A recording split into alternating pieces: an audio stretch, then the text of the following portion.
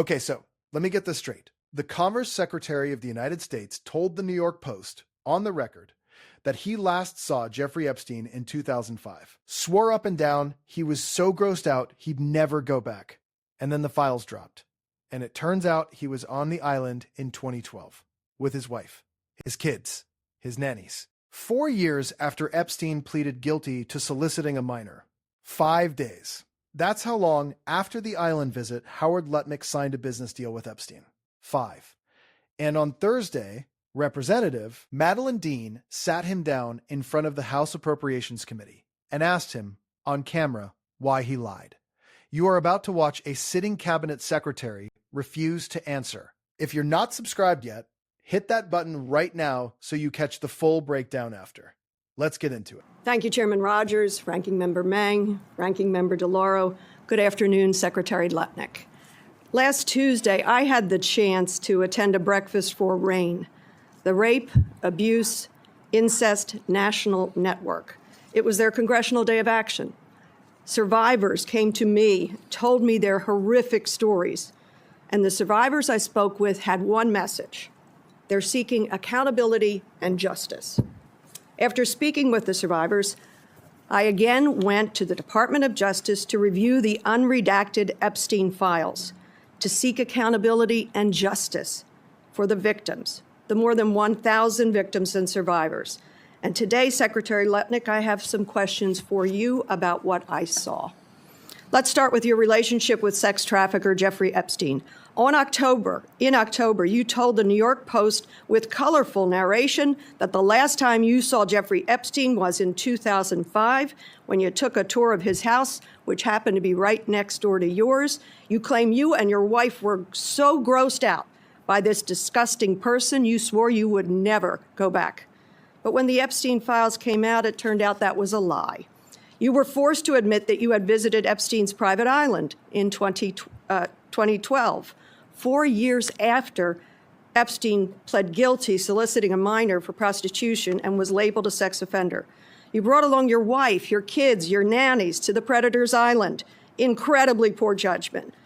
But that even wasn't the whole truth. It turns out that 5 days after visiting his island, you and Epstein signed a business deal together.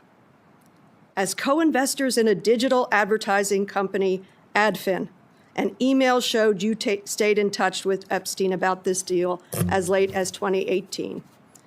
Secretary Lutnick, why did you lie to the New York Post about your relationship with Jeffrey Epstein? Oh, I did hear that. Please don't repeat your gracious offer to speak behind closed doors, not under oath, without the ability of this committee to question you. The American people wants to know, why did you lie about your relationship with Epstein? The House Oversight Committee and I have agreed we will the spend the time reclaiming together. My time. I do not accept that answer. We've heard that one. We are our own committee. We have our own reason to test your credibility and veracity. Please answer the question. Why did you lie to the Post? I have voluntarily agreed to spend the time and talk about it. I reclaim the time. Let the record reflect you're dodging the question. The cover-up continues. You know what? In your conversations with the president, is the president concerned about your continued relationship that you had with Mr. Epstein as recently as 2018? I'm not going to discuss conversations I have with the president. That is not something I'm going to do. If you remember in that interview, you said you would never be in the room with him socially, for business, or even philanthropy. President Trump has just fired 3 cabinet secretaries, 3 women, Kristi Noem, Pam Bondi, Lori Chavez DeRemer. If President Trump has even a shred of concern about accountability for Jeffrey Epstein's enablers, he would fire you too. Beyond Adfin, what other financial ties do you have to Jeffrey Epstein?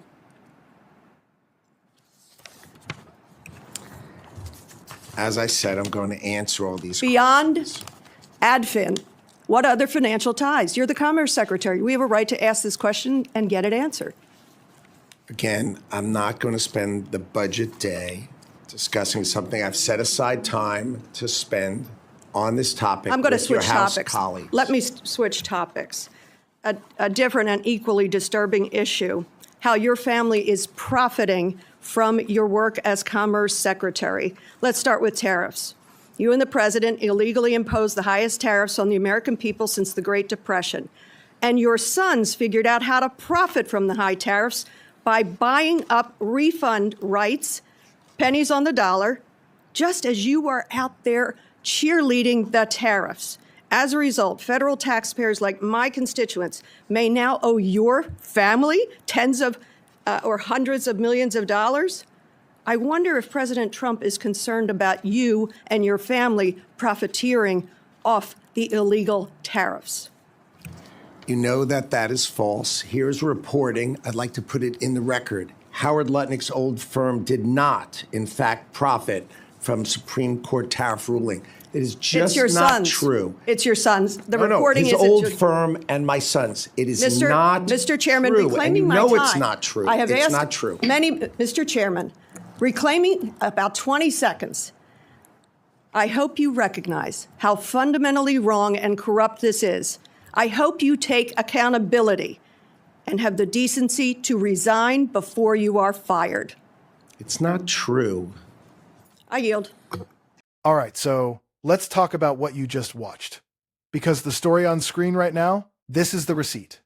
Recently unredacted files show that in 2012, Lutnick and Epstein both agreed to acquire stakes in a digital advertising company called Adfin, 2012. Years after the guilty plea, years after the sex offender registry. Not a handshake, not a cocktail, a signed contract. And here's the part that makes it worse. According to the committee, that contract was signed 5 days after he visited the island. 5 days. That is not a guy who swore he'd never go back. That is a guy who went back, brought his family, and then cut a business deal on the way home. And watch what Dean does here. She doesn't accuse.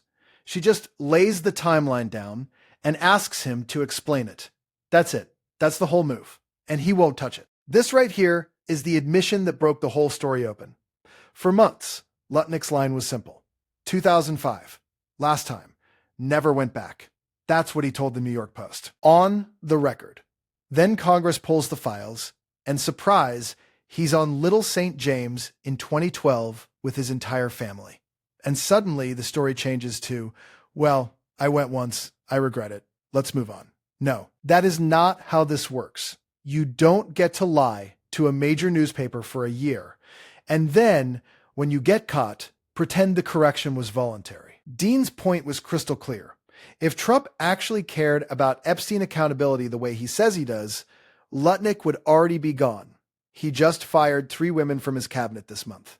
3. But the guy with the signed contract with Epstein still has a job. And pay attention to what he says next, because this is the dodge he uses for everything. Closed doors, not under oath, no committee questions. That is not transparency. That is a press strategy. Now, he pulls this out. A semaphore report. Holds it up like it's a shield. Claims Cantor Fitzgerald, his old firm, did not profit from the tariff ruling. And sure, Semaphore did publish that. Fine. But here's what he leaves out. Dean's question wasn't about Cantor Fitzgerald. Her question was about his sons, his family, buying refund rights for pennies on the dollar while dad is on TV cheerleading the exact tariffs that make those rights valuable. That is a completely different question. And he answered it by waving a different report about a different entity. It's a magic trick. Look over here at Cantor Fitzgerald. Don't look over there at the family trust. Classic. Watch his face in this moment, because this is not the face of a guy who has a clean answer. This is the face of a guy who knows exactly what's coming next. And this is where it all lands. Ethics watchdogs are now calling for an independent probe because he will not answer on the record. His entire defense is, I'll talk about it behind closed doors, not under oath, no follow-ups. Think about that for a second. A cabinet secretary under subpoena power telling a congressional committee that he'll only discuss his business ties to a convicted sex trafficker in a private room with no transcript. That is not a good faith answer. That is a lawyered up non-answer, full stop. And the committee knows it. Dean said it out loud, resign before you are fired. That is not rhetoric. That is her telling him, what everyone in that room already knows. And here's the line he keeps going back to. I have voluntarily agreed to spend the time. Voluntarily. As if showing up to Congress under subpoena is some kind of favor he's doing us. One more thing. Dean reminded him what he told the Post. Quote, I would never be in the room with him socially, for business, or even philanthropy. Then the contract surfaces. The emails surface, going all the way to 2018. That is not a misremembered timeline. That is a rehearsed statement that fell apart the second the files got unsealed. So here's the line. If someone tries to defend this guy, he told the Post 2005. The files say 2012. He signed a deal 5 days after the island. He stayed in contact until 2018. And right now, on camera, under questioning, he will not answer a single one of those facts on the record. That's not a witch hunt. That is a cabinet secretary caught in his own words. If this breakdown helped, hit like, subscribe, share it with someone who needs the real timeline. I'm Donald Taylor. I'll see you in the next one.